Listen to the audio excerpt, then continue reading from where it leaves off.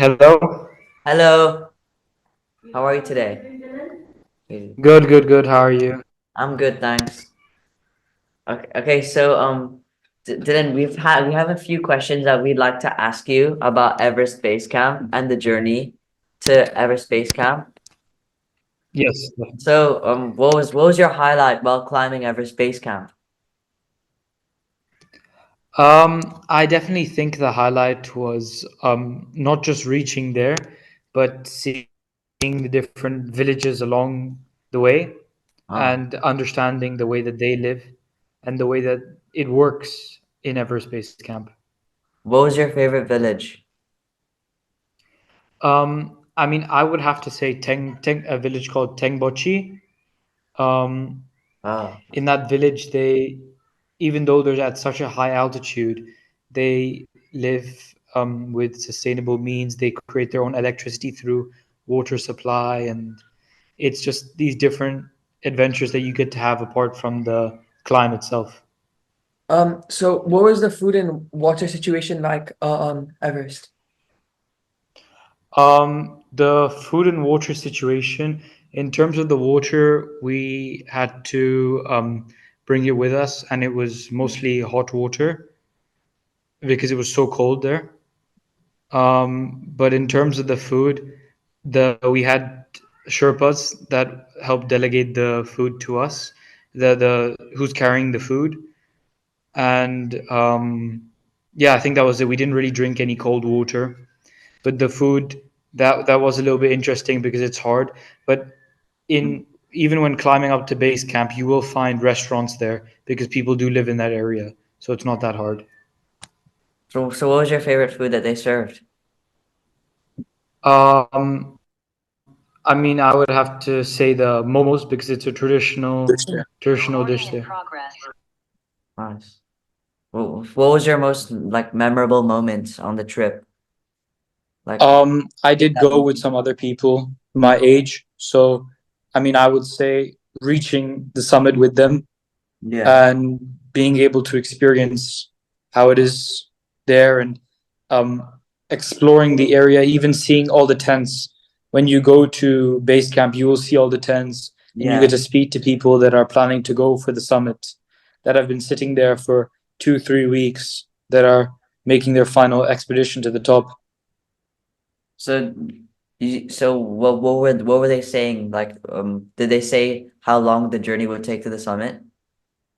I mean, most of the people at that time that I went, it was quite different to now, where a lot of the people were going, and because of some controversies where people were waiting in lines at the top and some problems, now it's a lot more restricted. But still, everybody was being they're prepared. They had all the oxygen canisters. They were all ready to go. But it was a lot more crowded than it will be now for you guys. So how did you deal with the altitude? Like, did you take any medicine or was it hard when you reached a certain altitude? Like, how are you Yeah. feeling? So I did a acclimatization hike, which is going up and then going back down to Oh get yeah. my body used to the altitude. One other thing that you will notice is the minute you land in Kathmandu, it's already at a higher altitude than Dubai. It's about, I think, 1,000 meters above sea level, or so even just from landing, you're acclimatizing. So I mean, I did get some sickness as in I wasn't 100%, but I didn't take any medicine necessarily. I just did the acclimatization hike, but I did have some challenges there. Okay. So what about the cold? How many layers did you have on?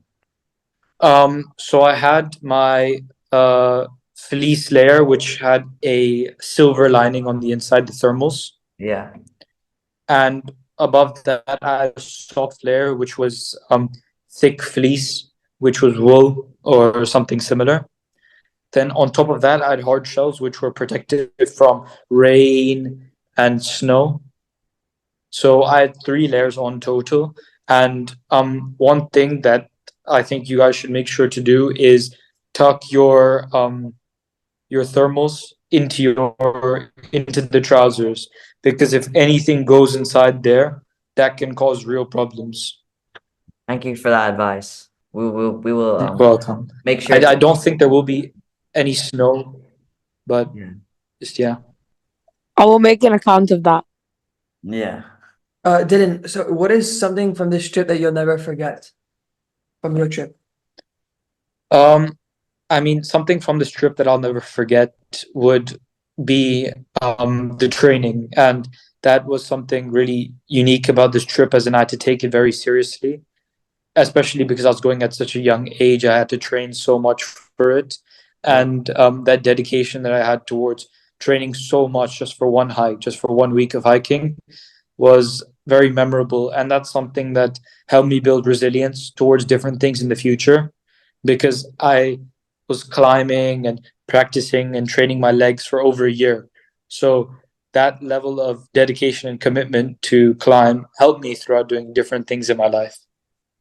So, How old are you when you summited Everest Base Camp? I was 9 years old, and I did the base camp trek at 9. And when I started training from when I was 8. Around that time, I started training, and then up until the same time that you guys are going, I did during the hiking season. So it was quite busy. that's impressive. What did you do for training? Oh yeah, So yeah. the training regiment was intensive leg conditioning and doing the climbing. But I believe the difference with me climbing and you guys climbing is that at my age, I couldn't necessarily do exercises in the gym for Yeah. my quads and my calves, Yeah. whereas you guys can probably be able, you're probably able to do that. So, I mean, I guess that would probably help a lot having trained calves, because I did find it extremely strenuous climbing, and I did have to take breaks occasionally because it was taking a toll on me. But I built it through natural ways of exercising rather than using weights. So what were the tea houses like when you like stayed at the tea houses? What was the experience Um, that you had? yeah, so the first one I went to was extremely nice. They had heated blankets, Oh, everything was really well maintained. And then once you go up from there, it tends to be a little bit more intense. oh, And yeah, it continues getting more and more. Whereas when you start reaching above 3,000 and slowly getting to 4,000, it starts becoming just a hostel with a bed frame and a bed. And yeah. you can't even go to the toilet because they have no general heating. You have to use um, some portable toilet that you have to hold with you in the room. And you have to, one thing that I took with me were these packs that you would rub and it would become hot. They're hot packs. Oh Those yeah, were extremely useful. we have And yeah, and also bags that you would put hot water in, and I would keep that with me while I was sleeping, because in the room, even in the room, it was getting to about 5 degrees, so it was extremely cold. yeah. So I had to do everything I could. So you were in a sleeping bag, right? Yes, I was in the thickest sleeping bag I could find, and with that, I had the hot packs and the hot water. I mean, the sleeping situation, I think, is very crucial if you want to have a successful hike, because that will determine how energized you are for the next day.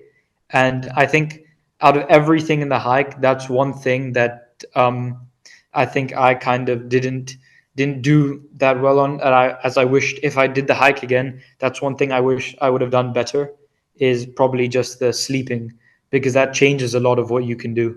What time did you usually go to sleep? I went to bed around 8:39 because I just tried to get in bed as soon as possible, Yeah. because many times there's noises, and as you'll find on the mountain, there's animals everywhere, and the light will come through because there's constantly light throughout the day. So it tends to be quite hard. So I ended up going to my bed at about 8 and sleeping about 10. Then I had to wake up about 7, 8. What types of animals were there? Um, so on the way, I saw yaks, I saw dogs, I saw different types of cats. There were obviously insects. That was something, because I was wearing full layers. The insects wasn't a problem for me, but Yeah. a lot of animals were there. I'm pretty sure the yaks were used to carry the food, and they also had cows that were there. Did you find it hard waking up, or was it easy waking up and immediately going hiking, like Um, for the next few hours? One thing I would suggest, which is extremely important, is doing the stretching before the hiking, Oh, because one day I actually didn't do that, and I had a really cramped muscle, and I had to sit there and wait for about take a 30-40 minute break just because I had the cramp. I could not continue hiking. So that's one thing, because after tearing your muscle fibers so much from a day of strenuous hiking, not just the sleep is important, but also stretching to ensure that they're not all tensed and hard to move yeah. is extremely important. Mm. Uh, What was your lowest point on the trek? While on the trek? Um, I do think the lowest point was the sickness that I got. I was feeling a little bit nauseous. I was vomiting a little bit, but that was after I was extremely out of breath and the altitude sickness hit me. I don't know what I was doing, but I think I might have been running a little bit. I was trying to keep up the pace. So, and that's one thing that I regret doing, and it's something that you always have to be cautious of. Even though I was with some of my friends, I was just running around the area with them, and that caused me to get sick. Even the tiniest things there, because of the altitude, can get you so sick. And one other thing I had was constant runny nose and blocked nose. Sorry, I had a blocked nose, so I carried some Otrivin spray with me, and that helped unblock my nose. did you take any other medicine to help with your nausea? I didn't take any other medicine, but I had this bracelet with me that helped with the nausea. And most of the time, I just went through it, even though I felt like it, I still continued. But I either had to take breaks or just the thing is that because I was young, my dad didn't want me to take any medicine for it because it was a little bit strong. But it wasn't really that much of a challenge. It was just doing it to such a high intensity guarantees sickness at some point. When you're sick, did you like ever feel like stopping and giving up, or Um, that not come to your mind? I mean, it did definitely like maybe one or two times, Mm. because at when you're sitting there in the fourth, fifth hour of your hiking journey, and and it's just having to continue and continue, and you hear that you have to go for another 3 hours. It's Yeah, just, why am I even here? And it's there's a thought process that came to my mind, thinking, is it even worth it to go through this much struggle just to reach a mountain, and then just to reach base camp of a mountain and go back down? But I mean, that's some of the struggles that you'll definitely encounter. But why did you do it? Why did you decide to climb to Everest Base Camp when you were 9? I mean, it was an amazing opportunity that was given to me. I was always interested in the mountain, but to be able to climb it at such a young age, I knew it would be extremely unique, and I'd be it would look very good, and it also built core does. values in me, and it's an opportunity that was given to me at such a great time that I wanted to take advantage of it. And it did help me with so much, because it sets me apart from the rest of the people. Even at such an age, I can say I had the dedication to sit there and train for 1 year just to hike for 1 week. And I mean, it even till now, it still helps me so much, because when doing anything, people know that you will be able to have that dedication no matter what it is, and you Yeah, will have persistence to do whatever it is that you want to do. Have you climbed any other mountains since Everest. since Everest when you were 9? So I was planning to do Mont Blanc, which is a mountain in France, and I was planning to do Elbrus, but because of the war, I wasn't able to do that. So I did Gran Paradiso. I summited that mountain. That's a mountain in it's in Italy, and I mean, not really any big hikes, but just did Jebel Jais and some of the UAE mountains and Gran Paradiso. But I'm definitely planning to do a few more. It's just that now the only thing is that I want to do a solo trip, just by myself, because next mountain I want to climb is Kilimanjaro, but my dad's already climbed that, so I'll have to go by myself for that. How high was Mount Gran Biso in Italy? Mount Gran Paradiso, I believe it was 4,000 Oh, meters, I think. that's high. Yeah, it was the difference was I think that extra 1,000 meters of Everest causes you to have the altitude sickness because I didn't experience anything like that in on Gran Paradiso. So, I mean, that's something you definitely have to get used to because the altitude, it is true that it does feel different because when you're breathing, you have to, because there's not as much oxygen in the air, most of the time you end up deep breathing, which Yeah, is not good, but it's just because your body needs to oxygenate so much because you're doing the exercise and there's not that much oxygen in the air that what I actually did is I brought this canister of oxygen. It's pure oxygen, and when I was extremely out of breath because of the lack of oxygen and the exercise, I would use the can of oxygen. It's called Boost Oxygen. You guys can probably find it even at Venture HQ. But I mean, that did help me when I was at the higher parts of the mountain. So how did trekking in the Everest region affect your perspective on um adventure and hiking?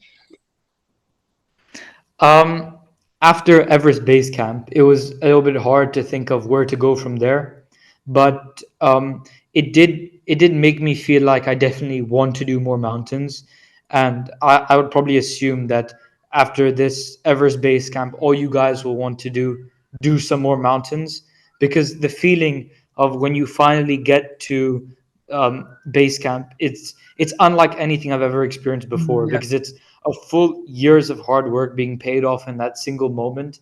And I think that's something that's special about mountains. it's very special when you reach the summit after a long period of hard work.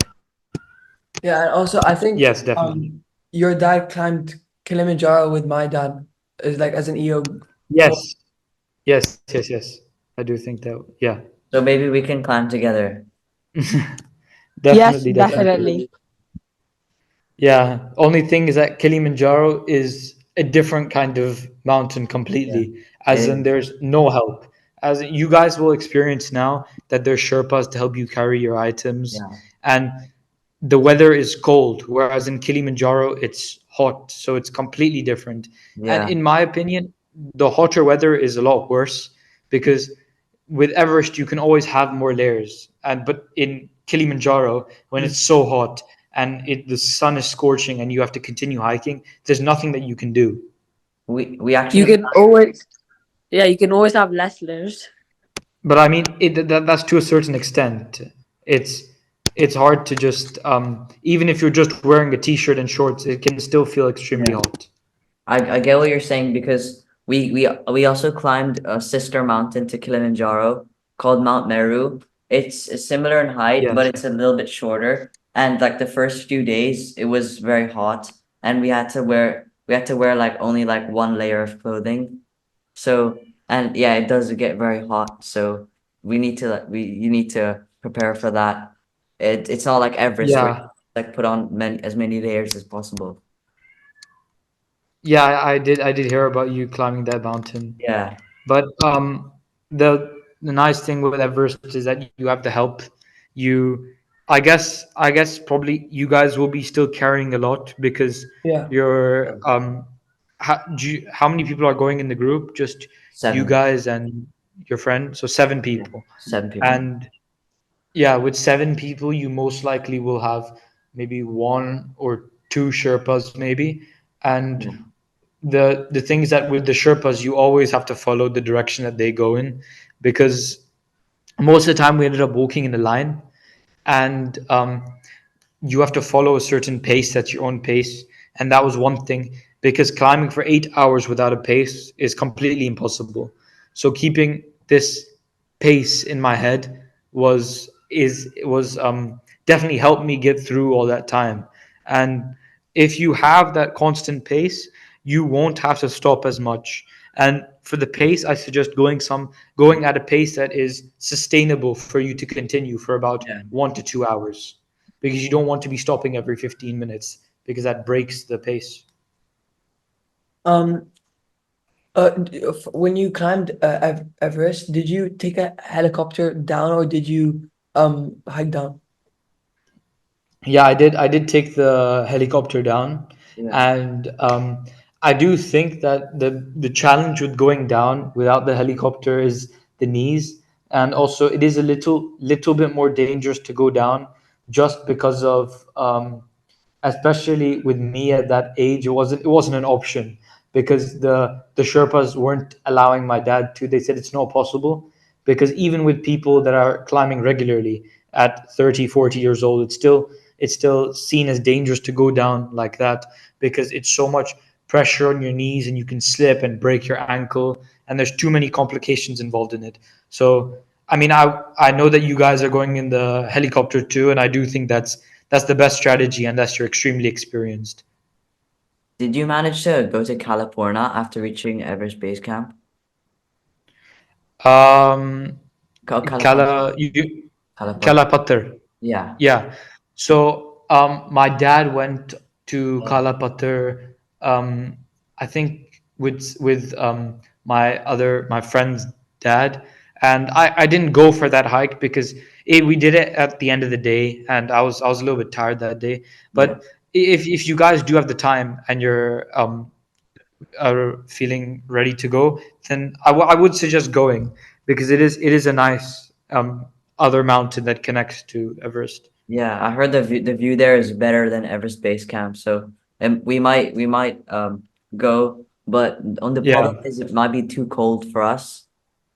Because it's like minus, I think lower than minus 15 degrees. yeah, yeah, Yeah, which is yeah. really It is that cold, but yeah, the reason why I didn't go is because it was at the end of the day, and yeah, after hiking for so long, I was so tired I couldn't go. But if you guys reach there early, then definitely go for it. yeah. We might. I'm gonna have to indulge in that little sabbatical up Yeah. to called. How's the helicopter like when you went down? Was it? The helicopter was really nice, actually, the helicopter, because you get to see all the views, Yeah. and I'm pretty sure that's the highest point that the helicopter can reach is Everest Base Camp, Um, because after that it's not possible for the helicopter to. There's too many complications, but you get to see the views of everything, and that is a very scenic ride, and I think that was also really nice part of the adventure. so did you carry any like when you're hiking up? When you're staying in the villages, did you carry any snacks with you? Like what type of snacks did you eat? Well, Yeah, so climbing with me, I had a tiny day pack with me that yeah. had my essentials, which had the food, water, and um, and I had protein bars, and I had chocolate bars, which helped short-term energy, because it gives you that burst of energy in the end when you need to, having some chocolate. And that's a good idea. But yeah, yeah, it was nice, but I mean, I would suggest having some protein bars too, to Yeah. give that sustained energy. Yeah, we're gonna get some protein bars, some Cliff. Oat cakes. Yeah, yeah, definitely you should. But yeah, I'm pretty sure you guys will probably end up doing the same thing that I did, where the Sherpas ended up carrying a lot of my clothes, because that's really where the main weight is, and they're extremely experienced with carrying that much weight, so they won't have as much of a challenge, because the altitude is not a problem for them, whereas the altitude plus the weight plus the intensity on you guys will probably be extremely challenging. So I mean, taking the weight off you and giving some of it to the Sherpa will help ease it a little bit, I think. What were the Sherpas like and the guides? Were they nice to you? Yeah, they were really nice to me, and I mean, it was kind of sad saying bye to the Sherpa because he helped me so much climbing through the hike, and spent a whole week with him. And the things that they're a lot more patient with kids because they understand that it's more difficult, and they do help out a lot. And the nice thing that they know the whole area from the back of their hand. And I went to the hometown village of my Sherpa. It was on the way. We got to see his whole area and everything because they tend to live in the areas there. Yeah. Do they speak good English? Um, in the with the tourist guides, I think you guys are going with the same trekking company that I went with, Rahala. No. They have guides that speak very good English, No. but I do think that they also do speak Hindi, a lot of them. And the guides are good. And the good thing is that the company that you guys are going with will have guides that you won't have communication problems with or anything like that. That's good. Yeah. That's one thing that was very good about the hike, was the organization of it was definitely there. Yeah. So do you guys have anything else you'd like to know, or is that it? Not really. I think Okay. you've answered everything perfectly, and we're great. Okay. Well, thank you so much. Thank It you was so great much speaking to for you this guys. experience. This really meant a Opportunity. lot for us. And Thank you. Helped we us a lot understand the scope of what we're about to do. You've inspired me to push further on into Everest. yeah. Well, Thanks for giving us thank you. information on our climb. And if you guys need any other help, you can always ask your dad to WhatsApp me. He has my number. All right. So if you guys need to know anything about the bags or the hiking poles, just message me. Yeah. Thank you. Thank you so Okay. much. Thank you so much. Bye. It was Yes, great sir. speaking to you Bye. guys. Thank you. But Bye. Thank you. Bye.